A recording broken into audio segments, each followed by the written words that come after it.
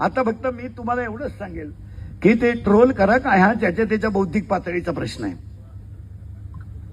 मी किती सांगितलं तरी 1.5 लाख रुपये जरी देऊन सोन्याची नळी आणली तर कुत्र्याचं शेपूट सरळ होत नाही हा सुद्धा म्हणजे सोन्याच्या नळीत जरी घातलं तरी त्याच्यामध्ये ते होणार नाही. त्याला एक शब्द सांगतो बाबा, सांगू का शास्त्री? सांगू का? विश्वामध्ये जेवढे ग्रंथ झाले त्या ग्रंथांमध्ये श्री गणेशाय नमा, ओम श्री गणेशाय नमा, ओम नमोजी. पण सांगदेव 65 लिहिताना सांगदेव 65 मध्ये 3 गोष्टी अशा आल्यात, एक हठयोगी आहे आणि एक ज्ञानयोगी आहे.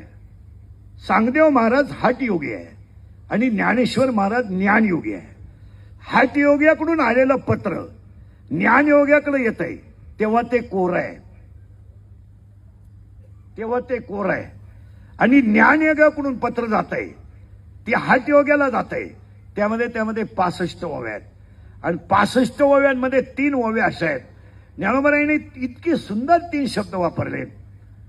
अलंकार तुम्ही कोणताही करा, अलंकार तुम्ही कोणताही करा आणि त्याला कोणताही आकार द्या, पण अलंकार सोनं सोन्याचं सोने पण सोडत नाही. कपडे तुम्ही कोणती घ्या, कापड सूत सोडत नाही.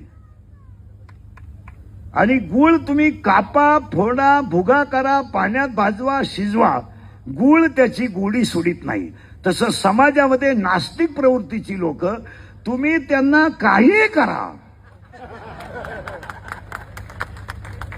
ते त्यांचा मूळ स्वभाव